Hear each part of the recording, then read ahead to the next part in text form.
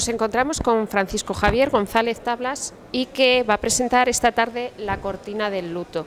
Cuéntanos un poco qué nos cuentas en esta novela. Bueno, la novela versa sobre un tío abuelo mío que fue, luchó en la guerra civil en el bando republicano, era abogado, pero bueno, se alistó en el ejército republicano. Y bueno, he estado durante 4 años investigando en el archivo de la guerra civil y en el archivo militar de aquí de Ávila, tratando de ver cuál era la historia, porque bueno, pues de alguna manera tenía una deuda yo personal con él, y es que este hombre fue, digamos, el que arropó a mi padre durante la guerra en Madrid, lo introdujo dentro de las unidades en las que estuvo integrado, y de alguna manera yo estoy aquí gracias a que su tío, el tío de mi padre, pues le tuvo amparado, ¿no? Y eso hacía que, bueno, pues que de alguna manera yo tuviera una deuda pendiente con este hombre.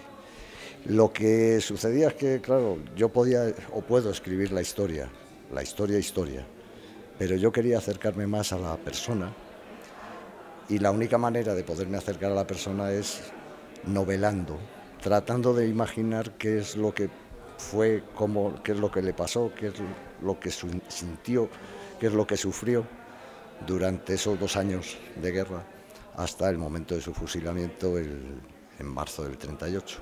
¿Dónde es fusilado este familiar tuyo? Es fusilado en Zaragoza, en la tapia trasera del cementerio de Torrero, el día 17 de marzo a las 6 de la mañana, junto con el jefe de la 72 División, que era José María Enciso Madolil, que era su jefe. Él era jefe de Estado Mayor de la 72 División. Me has dicho que has tenido que documentarte. ¿Cómo ha sido ese proceso de documentación? Porque muchas veces, a lo mejor, desde el sentimiento, siendo un familiar tuyo, no te habías acercado a ese tipo de documentos. No, bueno, y yo menos. Yo me he dedicado toda mi vida a la prehistoria y me he dedicado a estudiar a los betones aquí en Ávila y demás, ¿no? Entonces, la primera aproximación a los documentos fue dura, porque yo no estoy acostumbrado al manejo de la documentación en archivos. Pero a medida que fui entrando, pues bueno, fui tomando referencias, y te puedo asegurar que, bueno, pues que he visto miles de documentos y tengo registrados y recogidos pues cientos, copiados manualmente. Yo soy de prehistoria, ¿no?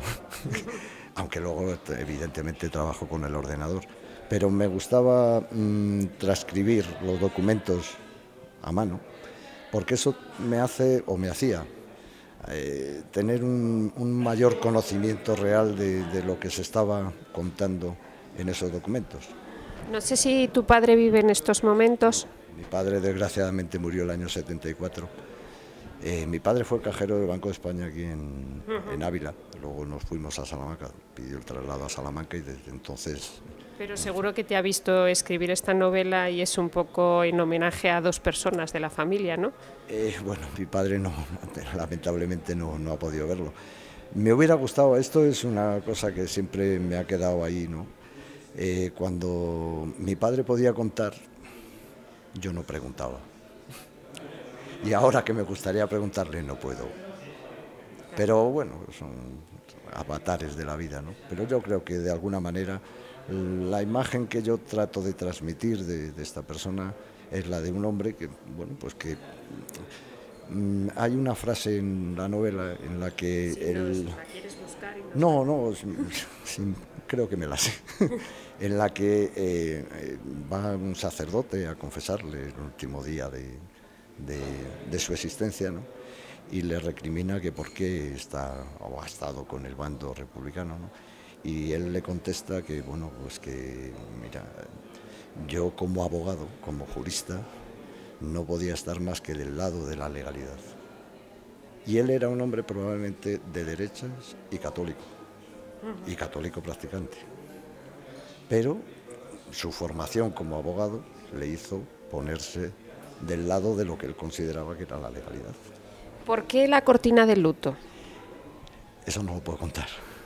Eso es la novela. Vale. Y está en la novela. Si lo cuento... Muy bien, pues ya sabemos qué tenemos que hacer, leernos la novela. Cuéntanos si tienes otro proyecto en mente de escribir.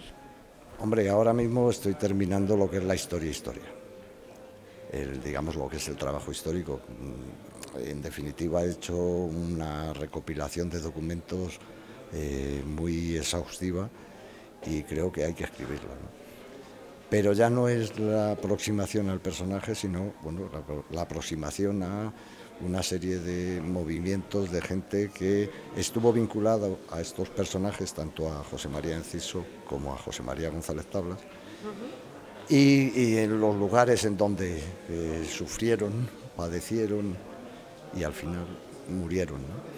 No sé si el proceso de documentación ha sido difícil en el sentido de que has tenido que ir a muchos sitios o estaba... No, básicamente he estado en tres: en el Centro Documental de la Memoria Histórica en Salamanca, en el Archivo General Militar de aquí de Ávila y en el Tribunal Militar de Zaragoza, donde pude ver y consultar el expediente del Consejo de Guerra que los condenó a muerte a ambos dos. ¿Y qué le dirías a alguien que, por ejemplo, yo tengo un familiar que como tú murió en la guerra civil, ¿tú crees que sería fácil investigar, escribir otra historia? Fácil investigar, pues, relativamente, o sea, es ponerse a ver documentos, ¿no? Y al final siempre hay alguno que sale.